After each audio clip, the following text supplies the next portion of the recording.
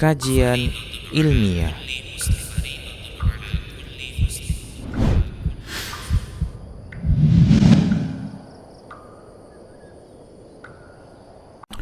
Alhamdulillahirrabbilalamin. Wassalatu wassalamu ala rasulillah ma ba'du. Para pemirsa Rosyad TV, juga pendengar radio stream Medan Mengaji, kita kembali di podcast spesial Kaula Muda. Dan Alhamdulillah sudah bersama kita guru kita Ustaz Muhammad Permana Hafizullah Ta'ala, yang seperti biasa nanti akan menyampaikan materi atau pembahasan kita terkait orang-orang atau kaula muda yang ada di sekitar Nabi Muhammad SAW, berkaitan dengan yang terakhir sudah kita bahas tentang sahabat yang mulia Sa'ad bin Abi Waqqas, ya Ustaz? Sa'ad bin Abi Waqqas radhiyallahu anhu. Dan ini pertemuan kedua tentang sahabat yang mulia tersebut radhiyallahu anhu, Ustaz. Dan di Ustaz, gimana kabarnya Ustaz? Ini kita udah lama juga libur tahun baru. Enggak ya Ustaz? Alhamdulillah sehat. Baru pulang safar ya Ustaz? Ustaz, gimana sehat ya Ustaz? Alhamdulillah Ustaz.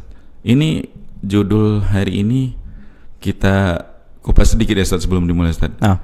Pasukan yang berjalan di atas air ini ada kaitan dengan karomah-karomah, mukjizat atau gimana Ustaz? Iya, benar. Memang Ustaz. Apakah kisah yang akan kita sebutkan pada kesempatan kali ini kaitannya dengan karomah? Oke. Tentunya pasukan yang berjalan di atas air ini tidak tidak mungkin terfikir oleh kita ada pasukan, bahkan pasukan berkuda lagi. Ya, bukan di atas kapal, ya bukan di atas perahu, tapi di atas kuda-kuda yang berjalan di atas air. Nah, tentunya ini merupakan karomah yang Allah Subhanahu wa Ta'ala berikan kepada para walinya, ya, wali-wali Allah Subhanahu wa Ta'ala. Keistimewaan yang Allah Subhanahu wa Ta'ala berikan kepada wali-wali Allah, orang-orang yang dicintai oleh Allah Subhanahu wa Ta'ala. Dan ini juga sebagai menunjukkan tentang kesempurnaan Allah Subhanahu wa Ta'ala. Sebagaimana Allah Subhanahu wa Ta'ala bisa memperjalankan kuda-kuda ini di atas daratan, Allah juga bisa memperjalankan kuda-kuda ini di atas laut, bahkan di atas sungai yang sangat deras, yaitu sungai Tigris, yang pada saat itu dalam kondisi meluapnya, ya, kemudian deras, tapi mereka bisa berjalan di atas kuda-kuda mereka. Bahkan dikatakan pasukan-pasukan Sa'ad bin Abi Waqqas ini lebih banyak ngobrolnya pada saat mereka di atas tunggangan mereka menyeberangi sungai Tigris daripada mereka ngobrol ketika perang-perang yang lain. Ya, artinya Allah Subhanahu wa Ta'ala perjalankan itu. Dan karomah ini juga, ya, pada hakikatnya ini adalah mukjizat para nabi alaihimussalam. Dan tentunya Sa'ad bin Abi Waqqas dan para sahabat ini kaumnya Rasulullah SAW, pengikutnya Rasulullah. Artinya ini di antara mukjizat Nabi kita SAW. Ya, bagaimana itu? Dengan cara mengikuti Nabi SAW. Jadi Allah Subhanahu wa Ta'ala menampakkan kemuliaannya, keagungannya pada umat Rasulullah yang benar-benar mengikuti petunjuk Rasulullah SAW.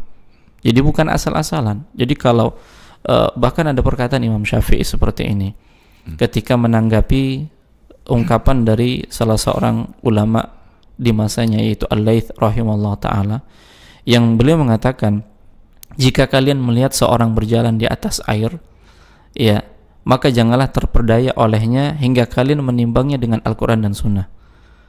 Jadi hanya berjalan di atas air saja. Kemudian Imam Syafi'i menambahkan, Al-Laits rahimahullah ta'ala masih kurang. Bahkan jika kalian melihat seorang yang berjalan di atas air, kemudian terbang di atas udara, maka janganlah terperdaya olehnya sehingga kalian menimbang perkaranya di atas Al-Quran dan Sunnah. Maksudnya gimana? Lihat nih, orang-orang ini yang terbang di atas udara, berjalan di atas air, seakan sakti mandraguna. Nah, kita ukur dia. Kita ukur mereka ini dengan apa? Dengan dekatnya mereka dengan Al-Quran dan Sunnah. Jadi kalau iltizamnya dengan Al-Quran dan Sunnah, bukan pengikut Rasulullah SAW, jauh dari ketaatan, banyak melakukan kedurhakaan dan kemaksiatan, bahkan sesuatu yang menyimpang, ini bukan dikatakan wali Allah. Dan itu bukan karomah. Walaupun itu dikatakan khariqul ada, di luar dari kebiasaan. Karena boleh jadi di luar dari kebiasaan itu atas bantuan syaitan, dan di luar dari kebiasaan itu atas bantuan Allah Subhanahu wa taala. Nah, demikian. Jadi kalau judul yang kita angkat ini memang para sahabat, ya, apalagi Sa'ad bin Abi Waqqas yang pada podcast sebelumnya kita menyebutkan doa-doanya dikabulkan oleh Allah Subhanahu wa taala. Nah, demikian. Allah a'lam. Baik, Masya Allah Ustaz. Ini berarti bukan seperti yang tadi timbangannya ada ya Ustaz, timbangannya Al-Quran dan ada Al-Quran dan Sunnah. Ketika kita melihat ada sesuatu yang memang di luar nalar manusia gitu ya Ustaz. Ada mungkin yang dia seperti ini, yang kita angkat judul ini, bisa berjalan di atas air atau mungkin terlihat di atas udara gitu ya Ustaz. Dan itu semua timbang. Kalau misalnya perilaku atau kehidupan sehari-harinya itu ternyata jauh dari amal soleh dan kebaikan, ini berarti bisa disebut lawannya Ustaz. Kalau tadi wali Allah berarti ada bisa kemungkinan dia wali setan gitu ya Ustaz. Nah, demikian. Baik Ustaz, kita langsung ke pembahasan kita Ustaz. Tafadhol masykur. Bismillah, alhamdulillah, wassalatu wassalamu ala rasulillahi wa ba'du. Assalamualaikum warahmatullahi wabarakatuh. Para pemirsa Rosyad TV yang dimuliakan oleh Allah, para pendengar radio streaming Medan Mengaji yang semoga Allah Subhanahu wa taala merahmati kita semua. Satu nasihat yang sebelum kita mengulas pembahasan kita pada kesempatan kali ini, di mana kita sudah berada di bulan yang pertama, bulan Rajab.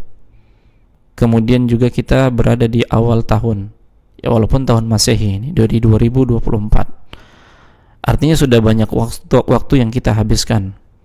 Sudah banyak waktu yang kita habiskan, dan hari ini Allah Subhanahu wa taala masih memberikan nikmat kehidupan kepada kita, yang karenanya usia dan kehidupan ini merupakan nikmat yang sangat berharga dan agungnya usia ini sampai-sampai Allah Subhanahu wa taala nanti pada hari kiamat akan bertanya tentang usia yang kita habiskan, di mana Nabi kita SAW mengatakan dalam hadis yang dikeluarkan oleh Al-Imam At-Tirmidzi, la tazulu qadama abdin hatta yus'al, tidak akan bergerak kaki seorang hamba itu sampai dia ditanya pada hari kiamat nanti an umrihi fima afna, tentang usianya untuk apa dia habiskan. Oleh karenanya ini nasihat untuk saya pribadi dan kita semua, hendaknya kita memanfaatkan waktu-waktu ini dengan kegiatan yang positif yang mendatangkan timbangan kebaikan pada hari kiamat kelak, ataupun urusan-urusan dunia yang bermanfaat bagi kita, dunia kita, karena ini tanda di antara baiknya keislaman seseorang.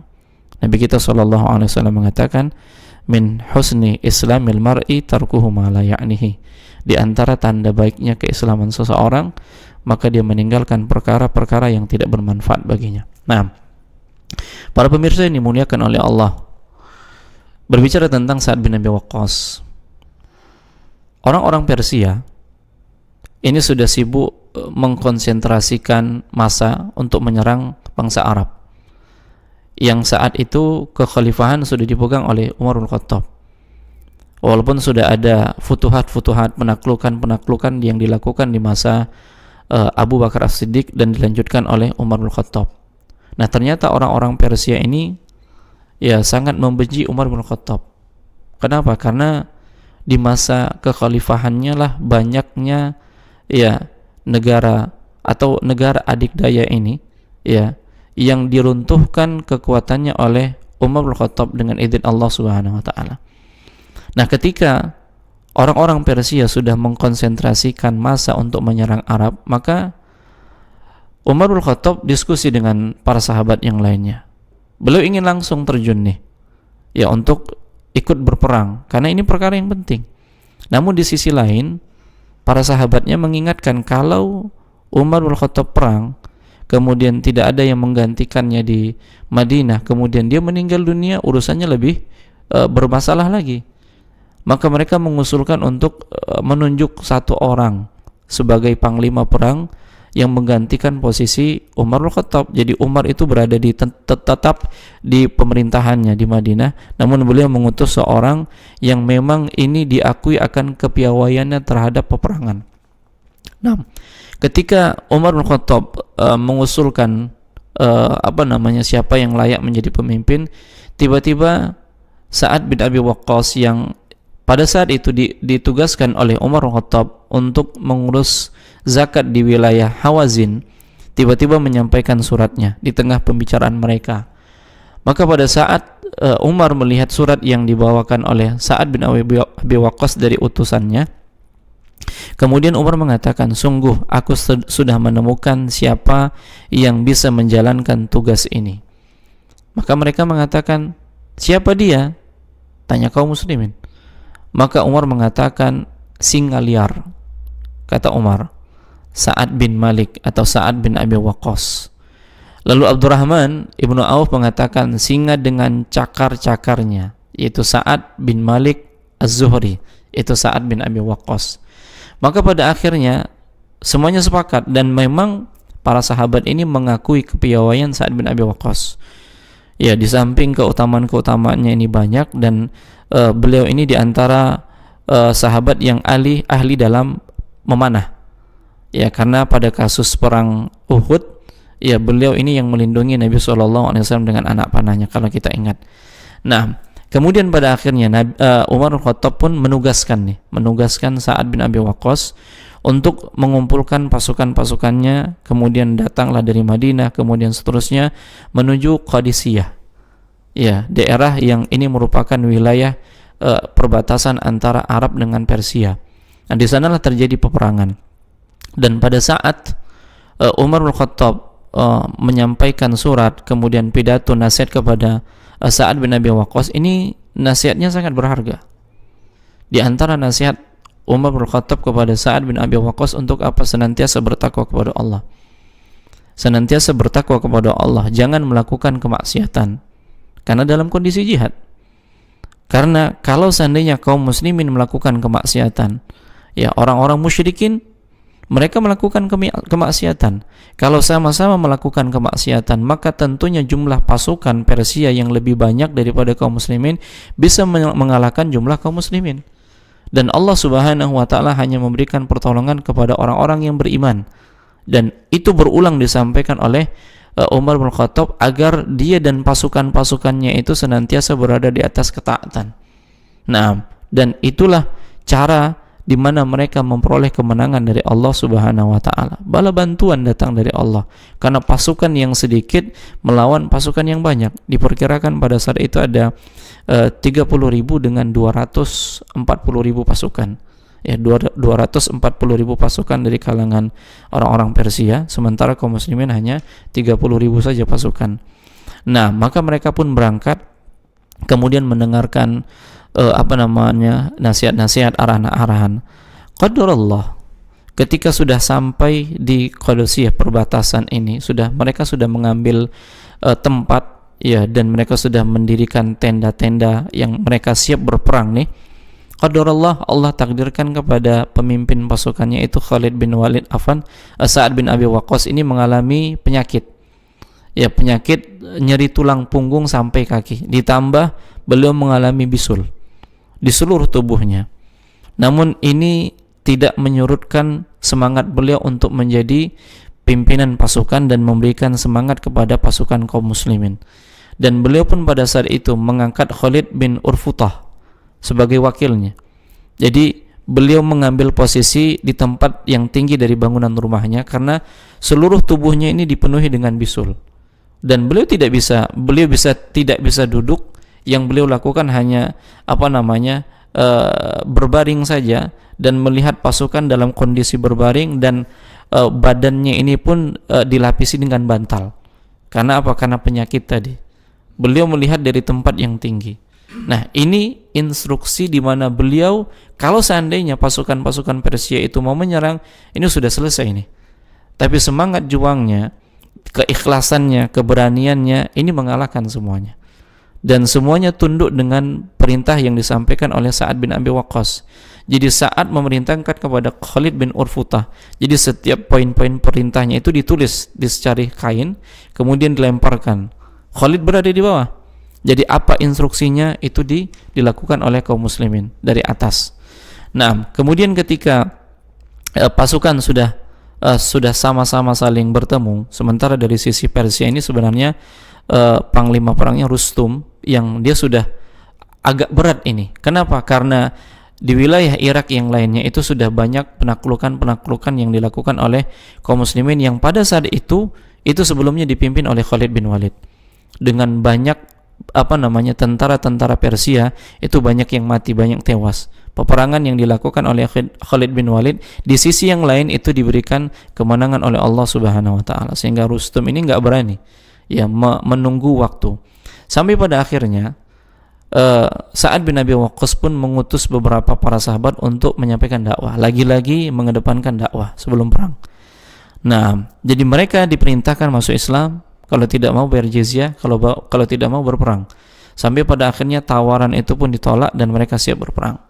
Nah, kemudian siaplah di tahun ke-15 Hijriah pada saat itu, maka mereka para sahabat bersiap-siap dengan instruksi dari Sa'ad bin Abi Waqqas. Beliau mengatakan dalam instruksinya, tetaplah pada posisi kalian, jangan bergerak hingga tiba waktu zuhur. Setelah sholat zuhur, aku akan mengumandangkan takbir sekali, maka ikutilah bertakbir serta kencangkanlah tali sandal kalian. Ini isyarat yang pertama, takbir sekali, mereka ikut, kemudian kencangkan tali sandal. Sesungguhnya takbir tidak pernah diberikan kepada umat manapun sebelum kalian, dan tidaklah ia diberikan kecuali untuk menambah kekuatan. Lalu aku akan bertakbir untuk kedua kalinya, maka ikutilah bertakbir serta bersiap-siaplah dengan mempersiapkan perlengkapan perang. Kemudian aku bertakbir untuk ketiga kalinya, maka ikutilah bertakbir, dan hendaknya prajurit berkuda memberi semangat kepada prajurit yang lain untuk menyerang dan menerjang musuh. Lantas aku akan bertakbir untuk keempat kalinya, maka gigitlah gigi geraham kalian kuat-kuat, janganlah ragu untuk maju, bergeraklah hingga berada di tengah musuh seraya berucap la haula wala quwata illa billah. Maka mereka pun maju, dan mereka menghadapi tentara Persia yang jumlahnya ratusan ribu ini selama lebih kurang sampai 4 hari. Sampai pada akhirnya Allah Subhanahu wa taala memberikan kemenangan kepada kaum muslimin. Nah, ini perang Qadisiyah. Ya, perang Qadisiyah. Adapun yang tema yang kita angkat bukan di sini tempatnya, tapi berawal dari sini. Iya, berawal dari sini. Ya, nah, di selesai Qadisiyah ini nggak ada cerita mereka berjalan di atas air. Nah, setelah selesai dari Qadisiyah, ini wilayah, maka karena ibu kota Persia itu adalah Madain. Ya, Madain ini kota-kota kecil. Ya, Madinah itu kota-kota kecil dan pusatnya di Madain. Dan di sanalah adanya Qasrul Abiyad, istana putih, yang nanti akan ditaklukkan oleh Sa'ad bin Abi Waqqas dengan melewati sungai Tigris. Jadi berawal dari sini. Ya, berawal dari kemenangan yang Allah berikan kepada Sa'ad bin Abi Waqqas beserta pasukannya dari perang Qadisiyah. Jadi ketika mereka sudah kalah, kebanyakan mereka sudah tewas, akhirnya mereka melarikan diri. Ya, karena mereka dalam kondisi kalah. Nah, setelah kaum muslimin menang, Sa'ad bin Abi Waqqas pun mengirimkan surat kepada Umar bin Khattab. Jadi Sa'ad ini senantiasa memberikan informasi terkini, kabar-kabar tentang peperangan sampai kemenangan mereka. Nah, setelah itulah barulah Sa'ad bin Abi Waqqas menuju istana putihnya Persia, yaitu istana Kisra. Naam. Jadi selesai dari sini, maka beranjaklah Sa'ad bin Abi Waqqas melanjutkan peperangan selanjutnya. Nah, demikian. Ketika sudah selesai dari perang Qadisiyah yang dipimpin oleh Sa'ad bin Abi Waqqas, ada perang-perang kecil lagi. Ya, sampai pada akhirnya beliau bisa menyelesaikan semua dengan izin Allah Subhanahu wa taala. Baik. Berkaitan tentang perang yang dilaksanakan di Madain, dan ini merupakan ibu kota mereka. Dan pada saat itu Allah takdirkan ternyata sungai Tigris lagi meluap, dan untuk menunggu sampai surut itu memakan waktu 2-3 bulan. Nah, sementara rajanya, Raja Kisra pada saat itu sudah sedikit demi sedikit membawa bekal-bekalnya dan pasukannya pindah. Dan di saat itu perahu-perahu sudah ditarik semua. ke istana, ya dekat dengan istana mereka. Naam. Dan pada saat itu Sa'ad bin Abi Waqqas ya tidak ingin menunggu lama, karena ternyata mereka sudah mulai melarikan diri. Kalau sudah melarikan diri berarti mereka sudah menyiapkan pasukan-pasukan yang lain untuk menyerang kaum muslimin. Naam. Hanya ada sungai yang bisa dilewati untuk sampai ke Istana Putih. Gak ada jalan yang lain. Dan orang-orang Persia itu sudah menunggu melihat apa yang akan dilakukan. Apa yang akan dilakukan oleh Sa'ad bin Abi Waqqas dan kaum muslimin ini. Deras. Ya, kemudian jaraknya juga jauh. Nah, akhirnya karena menunggu beberapa hari, beliau pun tidak punya pilihan yang lain, sementara raja pada saat itu sudah melarikan diri membawa pasukan-pasukan dan harta bendanya. Allah Subhanahu wa taala takdirkan di malam harinya Sa'ad bin Abi Waqqas ini bermimpi. Dalam mimpinya itu beliau melewati sungai itu.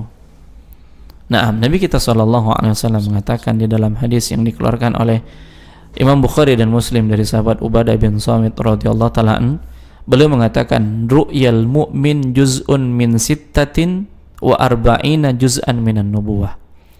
Mimpi seorang mukmin ini adalah 1 dari 46 bagian kenabian. Ya, artinya ini kebenaran nih. Ya, karena pada saat itu mereka tengah berjihad meninggikan kalimat Allah Subhanahu wa taala. Mustahil Allah tidak bantu. Ya, sehingga mereka bertawakal kepada Allah Subhanahu wa taala. Dan keesokan harinya mimpinya beliau benarkan. Dan beliau menyampaikan kepada kaum muslimin bahwasanya mereka akan melewati sungai itu. Dan tidak ada satupun yang menolak dengan apa yang dikatakan oleh Sa'ad bin Abi Waqqas. Kenapa? Ini pemimpin harus ditaati. Ya, pemimpin itu harus ditaati. Apa katanya? Serang. Ya, jalan ya melewati sungai yang deras lewat. Ya, hanya saja prinsip mereka adalah tawakal kepada Allah Subhanahu wa taala. Ya, tawakal kepada Allah Subhanahu wa taala. Nah, pada akhirnya Sa'ad bin Abi Waqqas pun membagi kelompok nih. Kelompok pertama, ya kelompok terdepan yang mereka akan mengawasi kalau seandainya kelompok-kelompok yang lain itu lewat dari pasukan-pasukan Persia, karena mereka tinggal melepaskan anak-anak panah saja, tombak-tombak mereka untuk apa? Untuk melempari kepada tentara-tentara kaum muslimin. Maka dibagilah. Akhirnya berjalanlah mereka. Ya, sambil berzikir kepada Allah Subhanahu wa taala, sambil meminta pertolongan kepada Allah Subhanahu wa taala. Mereka lewat. Naam. Sa'ad bin Abi Waqqas mengatakan kepada mereka untuk mengatakan nasta'in billah wa natawakkal alaihi, sembari beliau mengatakan hasbunallah wa ni'mal wakil wa la haula wa la quwwata illa billahil aliyil azim. Maka berjalanlah mereka. Naam. Pada saat mereka berjalan, mereka tidak mendapatkan kesulitan apapun. Sampai-sampai dikatakan ketika mereka berjalan itu mereka ngobrol nih. Sambil berjalan, melewati sungai, berjalan di atas air, mereka ngobrol. Lebih lama mereka ngobrol di atas air daripada mereka ngobrol di atas daratan pada saat peperangan. Nah, di saat itu tentara-tentara Persia melihat apa yang terjadi pada diri kaum muslimin. Sampai pada akhirnya mereka mengatakan, sungguh yang kalian lawan bukan manusia, tapi yang kalian lawan adalah syaitan. Mana mungkin ada manusia yang bisa berjalan di atas air. Ya, sampai pada akhirnya mereka melarikan diri. Para pemirsa yang dimuliakan oleh Allah, ketika mereka sudah berhasil, semua pasukan berhasil, walaupun ada satu pasukan yang bekalnya hanyut. Ya, bekalnya hanyut, yang lainnya selamat. Ya, yang lainnya selamat dengan izin Allah Subhanahu wa taala. Nah, ketika mereka selamat, maka pada akhirnya apa? Istana Putih, ya Qasrul Abyad ini dikuasai oleh kaum muslimin. Dan ini membenarkan sabda Nabi kita Muhammad sallallahu alaihi wasallam. Kapan itu? Pada tahun ke-5 Hijriah. Pada tahun ke-5 Hijriah, yang ternyata orang-orang musyrikin, orang-orang Yahudi, kemudian penduduk Arab yang mereka berusaha untuk menyerang Madinah, yang disebut dengan perang Ahzab. Ya, kelompok-kelompok yang mendatangi Madinah untuk menyerang Madinah. Dan ternyata mereka sudah bergerak untuk mendatangi Madinah. Di sisi lain, Nabi SAW hanya beberapa ribu pasukan, ya 1.000 atau 2.000 pasukan, ini akan menghadapi 10.000 pasukan. Nah, dan yang dilakukan oleh Nabi SAW pada saat itu adalah menggali parit. Masing-masing untuk 10 orang menggali 4 meter, 4 meter dalamnya, 4 meter lebarnya. Supaya apa? Supaya tidak bisa dilewati oleh orang-orang musyrikin. Dan ini strategi peperangan yang belum pernah ada pada saat itu. Dan ini juga usulan dari Salman, orang Persia juga. Nah, demikian. Nah, ketika mereka dalam kondisi demikian, yang harus mengerjakan setengah bulan, karena perjalanan dari Makkah menuju Madinah itu ditempuh mungkin lebih kurang dari itu. Dan mereka harus cepat nih menyelesaikannya. Nah, di tengah mereka menggali parit atau khandak, mereka dalam kondisi kelaparan, makanan habis, sampai-sampai mereka mengikatkan batu di perut mereka, dan mereka mengadu kepada Nabi SAW. Kalau mereka mengikatkan dengan satu batu, Nabi sudah 2 batu ini diikat, ya, untuk mengganjal deh, karena persiapan perang yang begitu dekat dan orang-orang musyrikin sudah semakin dekat. Para sahabat mendapatkan satu bongkahan batu besar yang mereka tidak bisa pecahkan di parit tersebut. Maka mereka lapor kepada Nabi SAW, maka datanglah Nabi SAW. Nah, apa yang dilakukan oleh Nabi? Nabi membawa kampaknya, kemudian beliau pukulkan 3 kali. Sekali pukulan pertama ini menunjukkan kuatnya Nabi kita SAW. Ketika pukulan pertama dipukulkan oleh Nabi SAW, maka Nabi mengatakan, subhanallah, ditampakkan kepadaku istana-istana merah Romawi, ya, istana merah Romawi. Kemudian pukulan yang kedua, kemudian Nabi mengatakan, sungguh ditampakkan kepadaku istana-istana putih Persia. Kemudian pukulan yang ketiga, sungguh ditampakkan kepadaku kerajaan-kerajaan Yaman. Jadi ketika Nabi SAW mengatakan demikian, orang-orang munafik ini mengolok-olok. Ya, Muhammad mengatakan bahwasanya dia akan sampai kepada Romawi, dia sampai kepada Persia dan Yaman, sementara di hadapannya ini ada 10.000 pasukan yang akan dihadapi. Ya, sementara pasukan-pasukan yang ada ini hanya 1.000, 2.000 atau 3.000 orang saja yang akan menghadapi pasukan-pasukan yang berkelompok-kelompok ini. Mustahil. Dan itu Nabi menyebutkan 5 Hijriyah dan terjadi pada tahun ke-6 Hijriyah, ke-16 Hijriyah, di bawah pasukan Sa'ad bin Abi Waqqas. Nah, tentara yang dibawa oleh pasukan Sa'ad bin Abi Waqqas ini bisa menaklukkan, ya, Qasrul Abyad, ya, istana putihnya Persia, dan itu dikuasai oleh kaum muslimin pada saat itu. Ya, dikuasai oleh kaum muslimin pada saat itu, dan kemegahannya, kemudian keindahannya, maka mereka lihat di sana. Ya, maka mereka lihat di sana. Hanya saja karena daerah di sana lembab, dan ini berbeda dengan Madinah yang gurun, panas. Di sana lembab, banyak nyamuk, sehingga pada akhirnya mereka mengalami banyak sakit. Sehingga sebagian dari mereka, pasukan-pasukan itu, setelah mereka menguasai ini, lalu mereka tinggal di sana beberapa lama, lalu karena mereka tidak tahan, akhirnya mereka, ya, sebagian mereka itu kembali ke Madinah dan membawa harta rampasan perang. Dalam kondisi Umar melihat kok ada perubahan pada diri mereka, ya, tubuh mereka, seterusnya, dan mereka menceritakan bahwasanya di istana putih itu di Madain nggak cocok.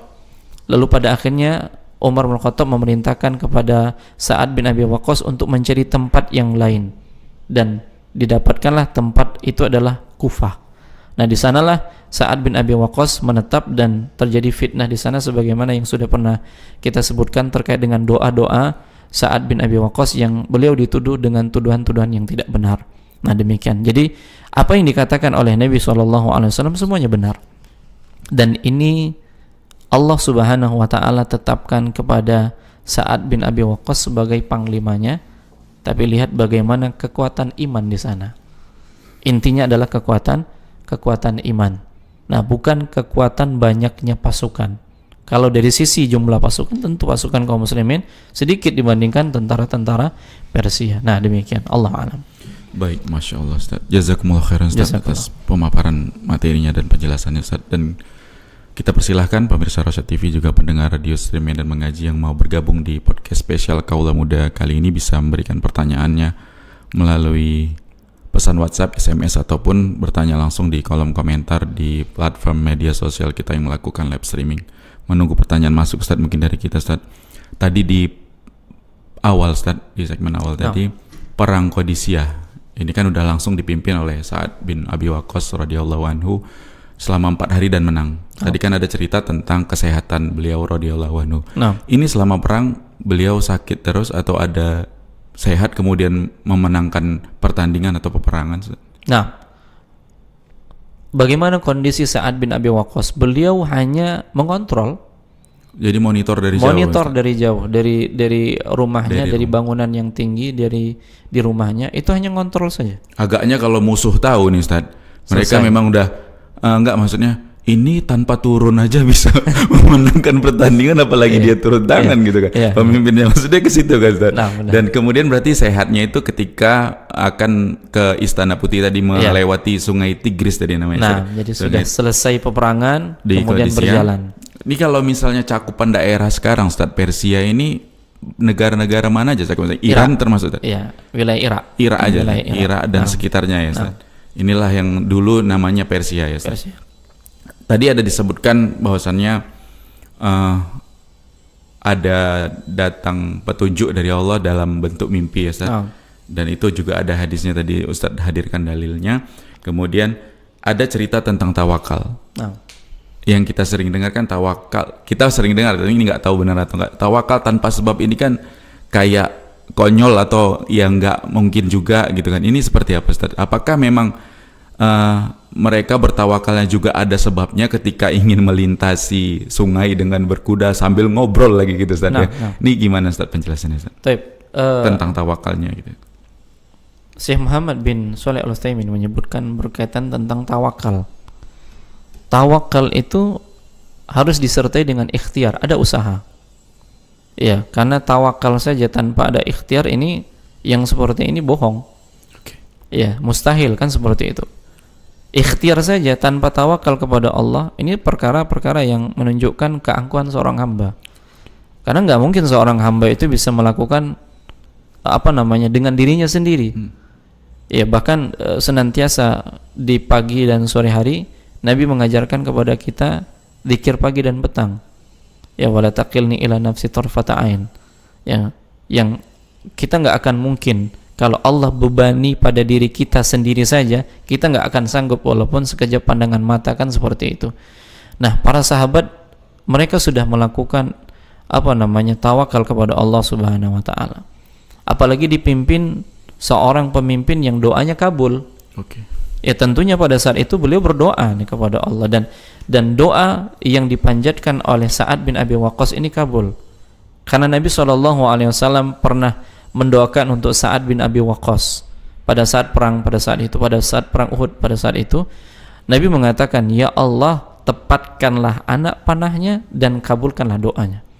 Jadi setiap anak panah yang dilesatkan oleh Sa'ad bin Abi Waqqas ini tepat sasaran. Dan doa-doanya dikabulkan oleh Allah Subhanahu wa taala. Nah, doa itu bagian dari ikhtiar. Kita berdoa kepada Allah itu bagian dari ikhtiar. Itulah usaha kita. Dan setelahnya kita serahkan kepada Allah Subhanahu wa taala. Allah lah yang memproses doa kita. Apakah diterima atau tidak. Nah, kemudian ikhtiar yang lain, mereka sudah melakukan usaha dan mereka berjalan nih. Hanya itu jalan yang mereka bisa tempuh, nggak ada jalan yang lain. Nggak ada jalan yang lain. Kemudian keyakinan mereka bahwasanya mereka pada saat itu tengah membawa bendera la ilaha illallah. Artinya yang mau diusung di sini adalah kalimat Allah Subhanahu wa taala. Yang mau diperjuangkan adalah Islam. Nah, sehingga mereka nggak ragu. Inilah bentuk ketawakalannya. Penyandaran sepenuhnya kepada Allah yang disertai dengan usaha yang mereka lakukan. Di sana ada doa, kemudian mereka berjalan dengan izin Allah Subhanahu wa taala. Jadi Apakah mereka tidak ada usaha yang mereka lakukan hanya tawakal kepada Allah Subhanahu wa taala? Yang pertama yang harus kita benarkan adalah tawakal mereka sudah benar. Ya, tawakal mereka sudah benar. Mereka hanya menyandarkan kepada Allah. Apa bentuk kebenaran tawakal mereka? Di antara bentuk kebenaran tawakalan mereka adalah mereka enggak berbuat maksiat kepada Allah. Mereka enggak bermaksiat kepada Allah. Bagaimana mungkin dia bertawakal kepada Allah, di sisi lain dia berbuat maksiat kepada Allah Subhanahu wa taala? Mungkinkah Allah Subhanahu wa taala akan menolong hamba seperti itu? Orang seperti itu benar dia tawakal kepada Allah, tapi di sisi lain dia melakukan kedurhakan kepada Allah Subhanahu wa taala. Misalnya tidak melaksanakan sholat. Yang diperintahkan untuk melaksanakan sholat, bahkan di dalam peperangan itu ada sholatnya. Ya, bukan ada bonus. Yang enggak ada jadi uzur ya. Bukan jadi uzur, yang ada keringanan untuk melaksanakan sholat ketika perang. Nah, demikian. Jadi tetap karena itulah inti dari kekuatan iman mereka, ketaatan kepada Allah Subhanahu wa taala, yang dengan itu Allah memberikan pertolongan kepada mereka. Nah, jadi ini bagian dari usaha yang mereka lakukan. Di samping doa-doa itu bagian dari ikhtiar. Ya, doa-doa yang mereka panjatkan ke atas langit, bermohon kepada Allah Subhanahu wa taala, ini bagian dari ikhtiar. Nah, demikian. Allah a'lam. Baik, Masya Allah. Dan ikhtiar upaya-upaya lain seperti mencari jalan selain jalan pilihan terakhir ini untuk menembus sungai tadi juga udah dilakukan oleh Sa'ad bin Abi Waqqas radhiyallahu anhu dan yang dipimpin oleh beliau radhiyallahu anhu ya Ustaz. Nah, jadi memang itulah bagian dari ikhtiar tadi juga ya Ustaz. Hanya itulah satu-satu jalan terakhir. Harus melewati sungai. Perahu nggak ada. Perahu-perahu semuanya ditarik oleh orang-orang Persia. Di embargo. Iya, demikian. Nggak ada. Mau naik apa lagi mereka, kan seperti itu. Nah, baik, kalau kita kaitkan dengan atau kita tarik ke secara konteks di kaula muda kita, misalnya ketika di sekolah atau di kampus ingin ujian, tawakalnya tadi ketika mau ujian harus ada sebab juga ya. Nah, ada ikhtiar belajar, ada ikhtiar nyiapin contean enggak ya. Ini salah. Ikhtiar juga itu. Itu ikhtiar, tapi ikhtiar yang salah. Nah, ada ikhtiarnya kan? Ya, sampai kecil-kecil gitu. Tapi nggak apa-apa kalau dicatatnya sampai 300 kali gitu misalnya untuk contekannya gitu. Iya, itu hafal. Itu hafal. Jadi mungkin yang ke-10 udah hafal ya. Itu ikhtiarnya tadi ya. Nah, memang benar. Itu salah satu metode. Kita nulis namanya talkhis, meringkas. Itulah yang kita lakukan. Yang kita lakukan ketika ujian malam itu kita ringkas nih. Nah, pada saat kita menulis itu masuk. Tapi bukan tulisan itu yang kita bawa, tapi kita hafal. Nah, dan manfaat dari menulis itu manfaatnya benar. Ya, benar. Kita tulis, kita ringkas semuanya sambil kita baca, sambil kita ringkas, kita tulis. Nah, itu yang bisa memberikan kemudahan bagi kita. Ya, karena ringkasan tadi. Jadi lengket. Jadi lengket dia. Nah, demikian. Jadi itu bagian dari ikhtiar. Nah, demikian. Kalau itu boleh ya? Boleh. Tapi jangan dibawa ke ruangan. Nah, itu jangan dibawa. Masalah dibawa ini jadi masalah deh. Baik, ini sekilas mendengar kisah Sa'ad bin Abi Waqqas radhiyallahu anhu dan yang dipimpin oleh beliau Ustaz.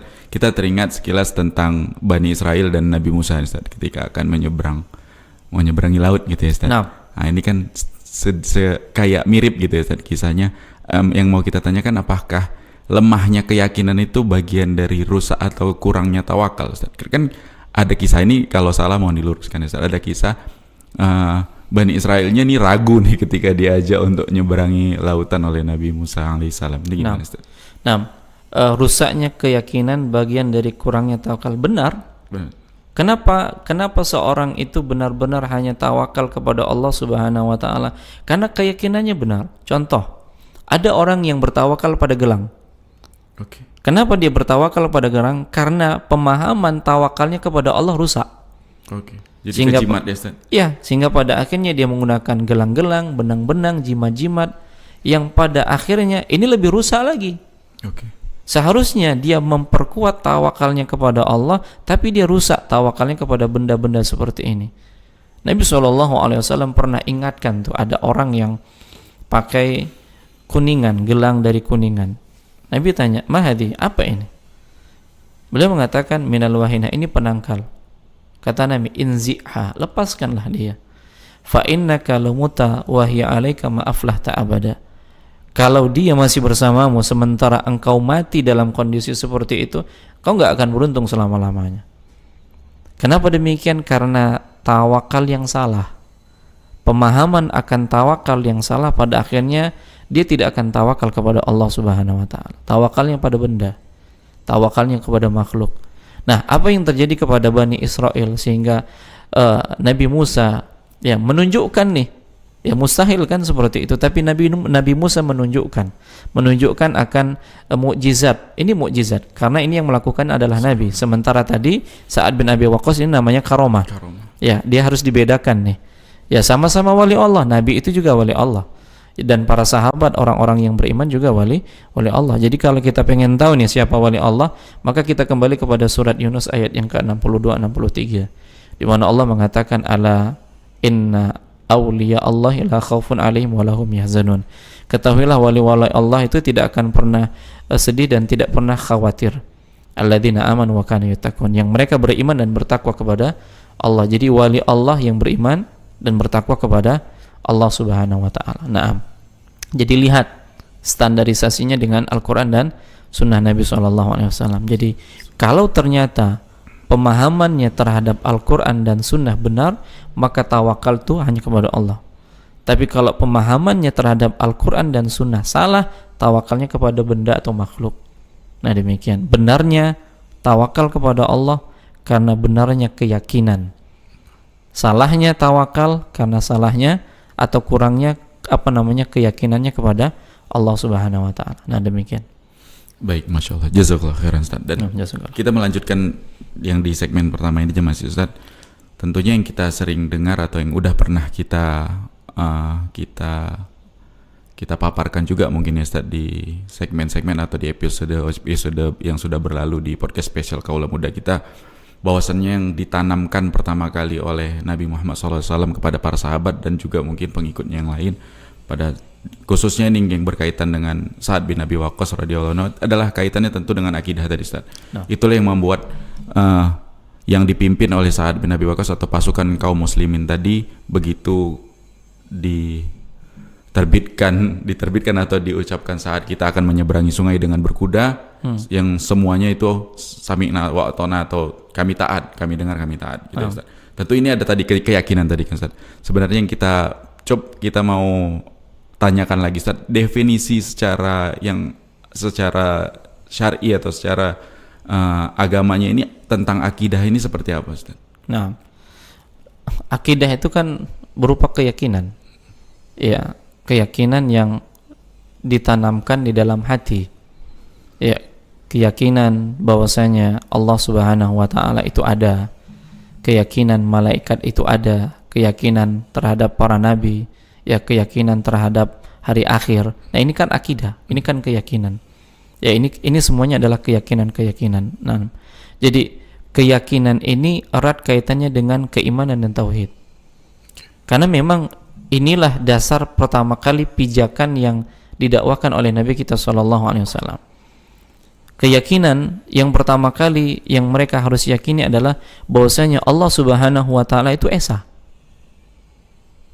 Tidak ada sekutu bagi Allah Subhanahu wa taala. Ibadah hanya kepada Allah Subhanahu wa taala. Dan ini merupakan amalan hati. Bukankah tawakal amalan hati? Tawakal ini amalan hati. Kemudian ikhlas, kemudian cinta, kemudian berharap, kemudian takut. Maka yang dibangun pertama kali adalah yang dilakukan oleh Nabi di Makkah itu bagaimana menghidupkan kembali hati-hati mereka yang sudah mati, yang tadinya penghambaan kepada makhluk hanya penghambaan kepada Allah Subhanahu wa taala. Nah, untuk mematrikan keimanan berupa penghambaan kepada Allah Subhanahu wa taala, bukan lagi kepada makhluk, maka Nabi kita SAW mendatangkan berupa ancaman dan motivasi, ganjaran dan ancaman. Makanya ayat-ayat yang turun di Makkah itu ayat-ayat yang berkaitan tentang hari akhir, tentang surga dan neraka, tentang ancaman dan perintah. Ya, bagaimana mereka takut kepada Allah, yang mereka termotivasi untuk mentauhidkan Allah Subhanahu wa taala, itu tidak lain untuk apa? Memupuk di dalam hati mereka. Nah, kalau sudah terpupuk di dalam hati mereka keimanan kepada Allah, maka secara otomatis ibadah yang diperintahkan oleh Allah itu mudah. Makanya di awal-awal Nabi nggak perintahkan jihad nih. Ya di Mekah nggak ada jihad. Kenapa? Karena perlu mengokohkan keimanan terlebih dahulu. Dan jihad ini baru Allah syariatkan pada tahun kedua Hijriyah. Dan bertepatan Allah wajibkan puasa, kan seperti itu. Jadi ketika sudah dikokohkan pondasi mereka berupa keimanan tauhid ini, akidah ini, maka apapun yang diperintahkan oleh Allah mereka laksanakan. Salah satunya ketika pondasi keimanan tauhid ini sudah terbangun dalam hati mereka, untuk taat kepada pemimpin itu mudah. Sehingga apa yang dikatakannya yakin. Ya, kenapa? Karena yang dikatakannya itu tidak bertentangan dengan syariat Allah Subhanahu wa taala. Apalagi mereka mengetahui, kembali kepada saatnya ini. Apalagi mereka mengetahui bahwasanya saat ini orang yang mulia. 10 di antara dijamin surga. Pamannya Nabi, doa yang dikabulkan dan seterusnya. Banyak lagi keutamaan-keutamaan yang dimiliki oleh Sa'ad bin Abi Waqqas. Maka mereka prinsipnya ketika Sa'ad yang mengatakan sami'na wa ata'na. Namun kata-kata sami'na wa ata'na ini mereka sudah dapat jauh hari dari Nabi SAW. Nah, seperti itu dia. Mereka sudah mengenal benar tentang syariat Allah Subhanahu wa taala. Jadi butuh ya pondasi yang harus dibangun pertama kali, yaitu keyakinan, tauhid, ya keimanan kepada Allah Subhanahu wa taala sebelum yang lainnya. Ya sebelum yang lainnya. Nah, demikian. Baik, Masya Allah. Ini maksudnya kalau balik ke kita nih, kaula muda kita, kalau misalnya memang mau, termasuk kita semua lah ya, saat yang menjadi komponen dari masyarakat ingin bagus, kalau misalnya ada lembaga-lembaga diklat nih di suatu daerah atau suatu negeri, lembaga-lembaga diklat ini harus mempunyai kurikulum standar tentang akidah ya Ustaz. Pengokohan akidah terhadap orang yang ingin dididik dan dilatih gitu ya Ustaz. Inilah yang minimal harus dimiliki oleh setiap kaum muslimin gitu Ustaz. Ya, sebenarnya artinya dimanapun ditempatkan dia, mau jadi apapun, ketika basic pondasinya ini sudah ada, dia nggak akan melenceng tuh. Dia ditugaskan sebagai apa? Dia punya jabatan misalnya, dia punya pekerjaan baik di instansi pemerintah, ya negara ataupun swasta. Ketika pondasi ini sudah ada, maka dia akan bekerja sesuai dengan apa? Sesuai dengan job desk SOP yang sudah ditetapkan. Dia nggak akan melenceng. Kenapa? Kalau dia melenceng berarti dia berkhianat. Ini kaitannya dengan agama. Ya, jadi lagi-lagi nggak bisa keluar dari lingkup agama ini. Ya, lingkup keyakinan terhadap keimanan kita kepada Allah Subhanahu wa taala. Ketika kita bekerja, Allah lihat. Ya, bukan karena atasan kita yang melihat, bukan karena ada CCTV kan seperti itu, tapi karena Allah yang lihat. Nah, seperti itu. Jadi itulah yang harus dibangun. Bekal. Ya, itu yang harus dibangun. Artinya siapapun dia, apapun profesinya, ini iman, tauhid, keyakinan ini harus ada. Kalau tidak akan bisa. Nah, demikian. Baik, itu yang menjadi bekal paling mendasar ya Ustaz. Benar. Terhadap kaula muda kita Ustaz, kalau kita tarik karena segmen kita adalah, yang kita harapkan adalah kaula muda. Ini kan tentu di kampus nih Ustaz, khususnya kampus-kampus umum atau universitas umum itu ada memang semacam kita bilang budaya Ustaz, karena itu bukan resmi dari kampus juga, mungkin ada seperti budaya yang ingin menempah kaula muda ini untuk menjadi orang atau mahasiswa yang kritis gitu. Kritis ini tentunya akan nanti mengarahnya kepada pemimpin, baik itu di daerah, pemimpin di suatu daerah atau suatu negeri. Ini tadi baliknya tadi ke akidah, tadi keyakinan tadi yang mungkin udah dibekali atau belum dibekali. Apakah memang taat kepada pemimpin itu bagian dari pokok akidah kita atau gimana Ustaz? Nah, apakah taat kepada pemimpin ini bagian dari pokok akidah? Jawabannya iya. Dan ini merupakan prinsip akidahnya Ahlus Sunnah wal Jamaah. Ya ayyuhalladzina amanu atiullaha wa atiur rasul wa ulil amri minkum. Ya, wahai orang-orang yang beriman, yang disuruh hanya orang beriman nih. Yang diseru, yang disampaikan adalah orang-orang yang beriman. Taatilah Allah, taatilah Rasul, dan ulil amri di antara kalian. Artinya ketaatan kepada ulil amri ini sejalan dengan ketaatan kepada Allah dan Rasulnya. Tidak boleh menyimpang.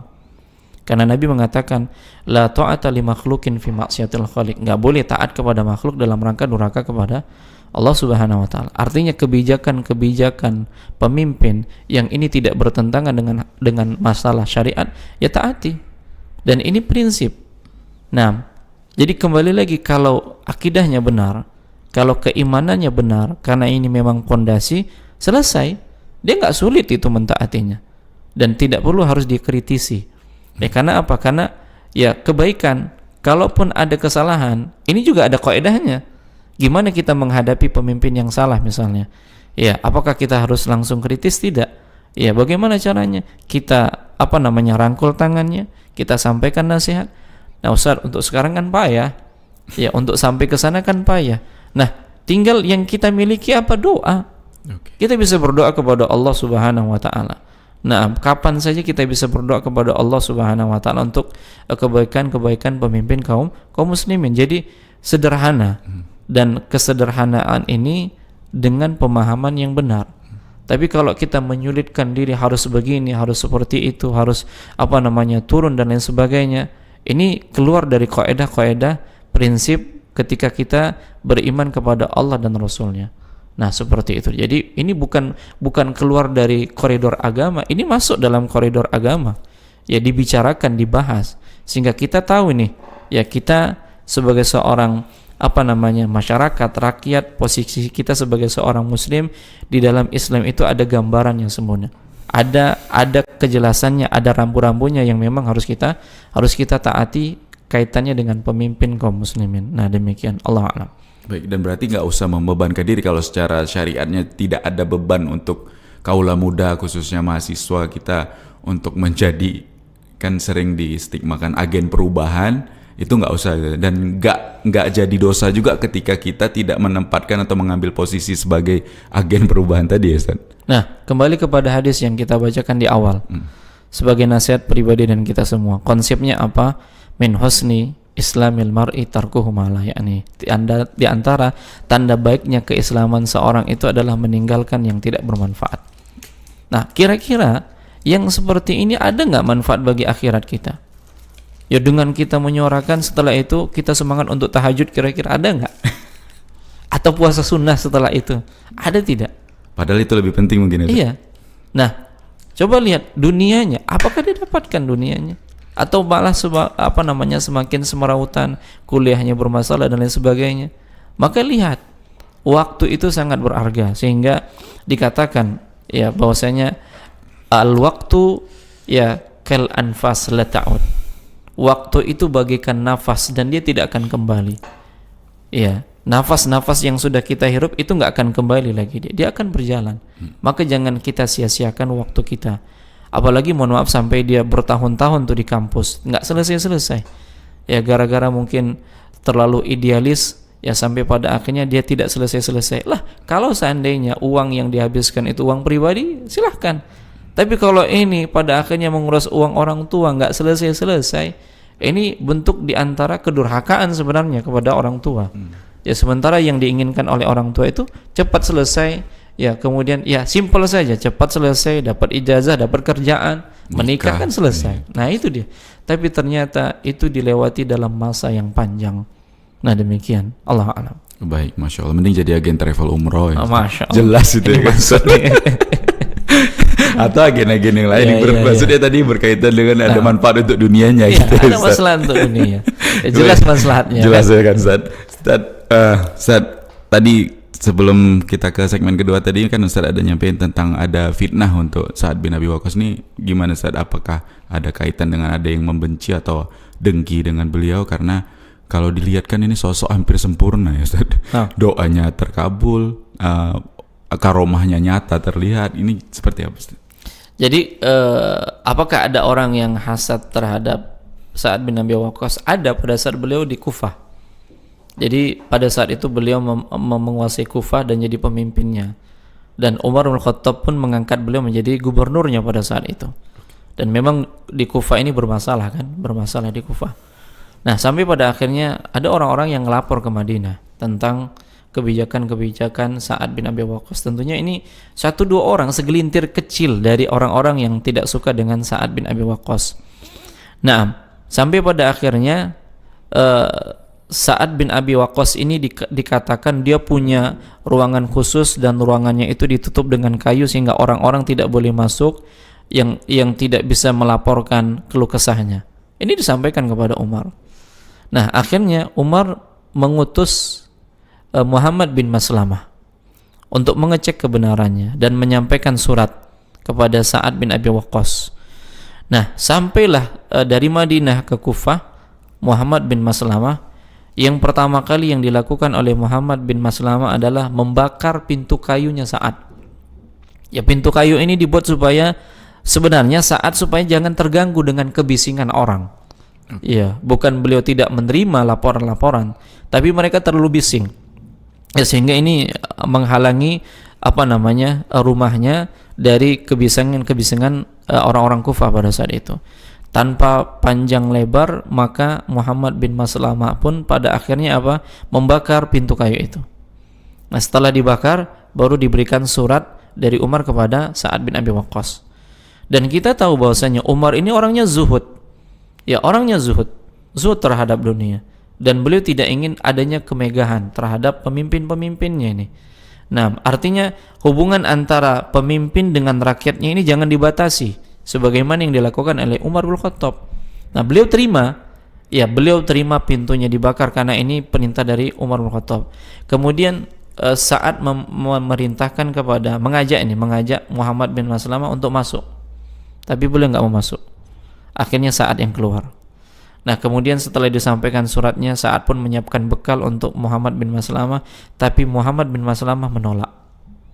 Lihat, ini sahabat, padahal hanya menerima saja selesai. Tapi beliau tidak mendapatkan perintah itu dari Umar. Beliau hanya mendapatkan perintah sampaikan surat ini kepada Sa'ad bin Abi Waqqas. Padahal ini bekal dari Kufah ke Madinah. Sampai pada akhirnya dia nggak punya bekal. Ya, sehingga bekalnya tidak ada, dan sampai di Madinah qadarullah beliau pun sakit. Karena nggak ada bekal. Dan begitulah sahabat. Ya, begitulah. Ini sesama sahabat nih. Ya, walaupun pada dasarnya dia nerima untuk bekal, ini kan biasa saja, tapi tugasnya itu benar-benar dia jalankan hanya itu, nggak lebih dari itu. Nggak minta-minta, nggak butuh diservis seperti itu. Nah, ini yang dilakukan. Nah, singkatnya, ketika ada isu-isu lagi, maka Muhammad bin Maslamah pun didatangi. Apa isunya? Nah, untuk itu dia pun melakukan tabayun. Dia bawa Sa'ad bin Abi Waqqas dan keliling ke Kufah itu. Katanya Sa'ad bin Abi Waqqas ini tidak becus jadi imam, tidak adil di dalam membagi harta rampasan perang, tidak ikut berperang. Ini isu yang disebarkan. Nah, pada akhirnya Muhammad bin Maslamah pun membawa Sa'ad bin Abi Waqqas untuk tahu ini benar nggak isunya. Didatangi masjid-masjid, ternyata nggak ada yang mencela Sa'ad bin Abi Waqqas. Ya, dan hanya ada satu masjid yang di situ ada beberapa orang. Dan di sana masjidnya Bani Abbas, ya, Bani Abbas. Nah, di saat itu ada satu orang yang dikatakan bahwasanya Sa'ad bin Abi Waqqas itu tidak bagus di dalam membaca, ya, tidak mengerti sholat, kemudian tidak adil di dalam pembagian rampasan perang, tidak ikut jihad. Maka Sa'ad bin Abi Waqqas pun pada akhirnya berdoa. Inilah sumbernya dari sini tadi. Provokatornya. Iya. Akhirnya beliau berdoa, ya Allah, kalau seandainya dia melakukan itu karena riya, ingin dipandang orang, maka panjangkanlah usianya. Kemudian jadikanlah dia fitnah. Ya, sampai pada akhirnya Sampai pada akhirnya dia benar-benar tua. Fitnahnya apa? Fitnahnya setiap gadis-gadis dia ganggu. Ya, sudah tua, artinya alisnya ini sudah panjang. Ya, dan dia mendapatkan hukuman itu karena doanya Sa'ad bin Abi Waqqas. Jadi intinya Sa'ad bin Abi Waqqas ini bersih.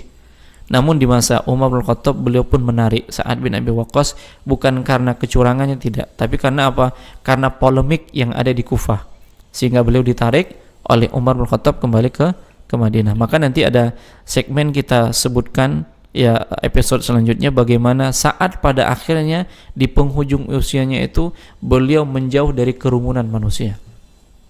Bahkan yang disibukkannya bertani dan mengembala. Ya, karena Karena pada saat itu fitnah. Ya, dan orang yang menjauh dari fitnah itu lebih selamat. Dan insyaallah nanti pada episode berikutnya kita akan sebutkan bagaimana kondisi Sa'ad bin Abi Waqqas ketika menghadapi fitnah-fitnah kekhalifahan. Nah, demikian, Allah a'lam. Baik, Masya Allah, jazakumullah khairan Ustaz. Dan baik, ada pertanyaan dari WhatsApp, kita cek dulu Ustaz.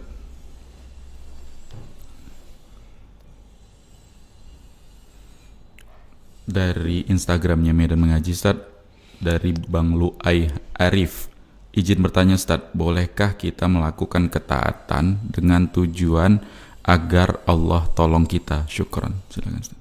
Nah, bolehkah kita melakukan ketaatan agar Allah Subhanahu wa taala tolong kita? Nah, ini masih umum ya, ketaatan kepada siapa?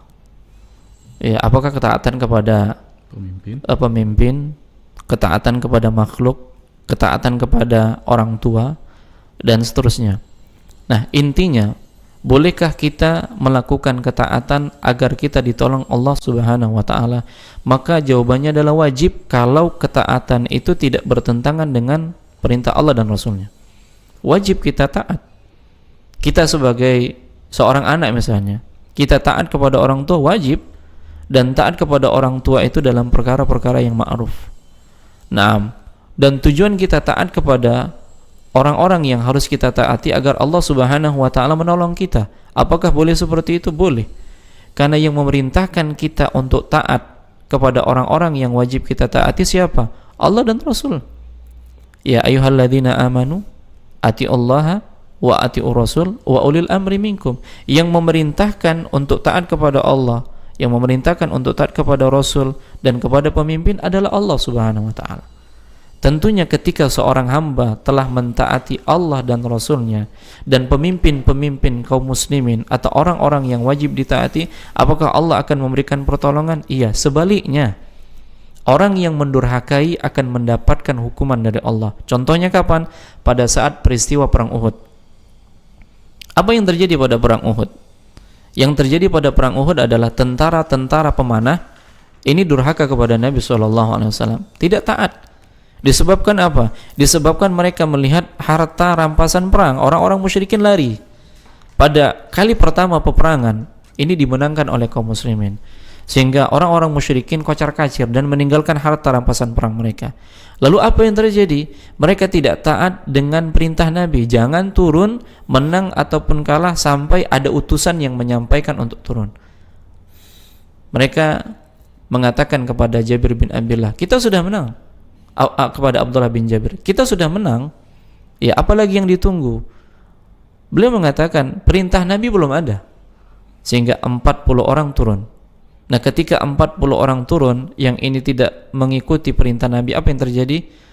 Allah jadikan mereka banyak terluka. Nah, demikian. Nah, sebaliknya ketika taat kepada pemimpin, apakah mendapatkan pertolongan dari Allah? Iya.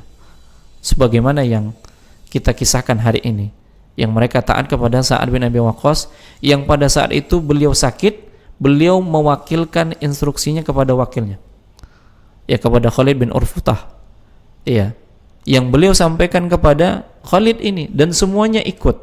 Akhirnya apa? Allah memberikan kemenangan kepada mereka. Dan memang itu yang kita inginkan ketika kita taat kepada pemimpin. Yang ini tidak menyelisih syariat, kita berharap Allah tolong kita. Iya, Allah tolong kita. Allah akan tolong kita ketika kita mentaati yang harus memang ditaati dan itu tidak keluar dari koridor syariat. Nah, demikian, Allah a'lam. Baik, Masya Allah Ustaz, mungkin ini pertanyaan terakhir Ustaz dari kita Ustaz untuk di episode kali ini. Nah, ini banyak juga di kaula muda Ustaz kita. Mungkin dari dulu sih, cuman karena ini mungkin teknologi atau informasi lebih masif untuk saat ini, jadi mungkin lebih sering muncul gitu terkait bullying atau ya celaan-celaan atau apa dan semacamnya gitu kan Ustaz, di sekolah-sekolah atau di kampus-kampus dan semisalnya. Ini tadi kaitannya dengan orang yang difitnah juga seperti Sa'ad bin Abi Waqqas radhiyallahu anhu. Apakah doa orang yang terzolimi itu bisa semustajab doanya Sa'ad bin Abi Waqqas? Nah,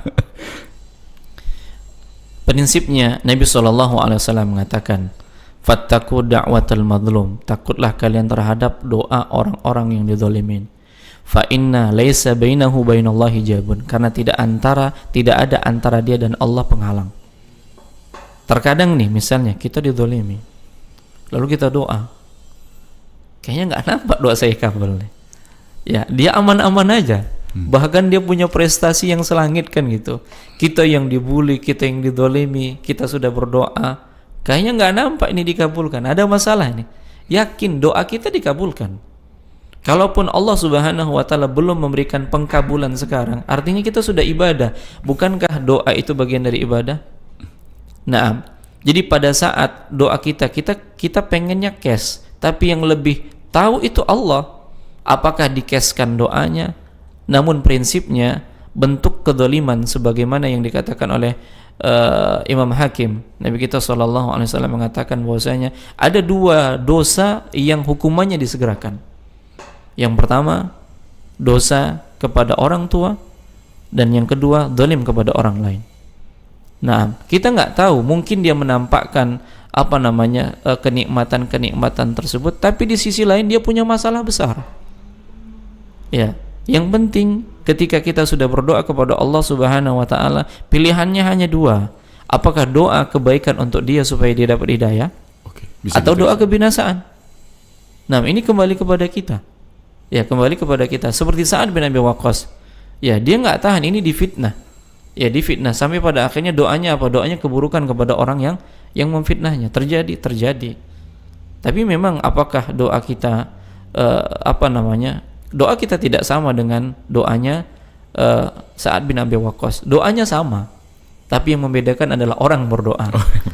Ya, kualitas keimanan, keyakinan. Ya, kualitas keyakinan, kualitas kedekatan diri kita kepada Allah Subhanahu wa taala.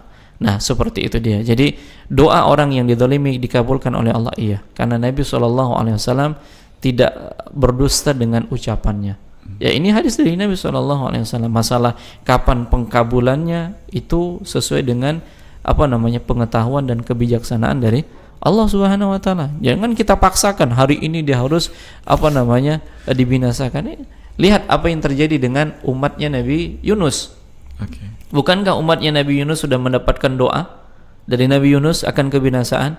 Ya, 3 hari temponya. 3 hari temponya. Nah, hari pertama aman-aman aja, masih maksiat. Hari kedua aman-aman aja, masih maksiat.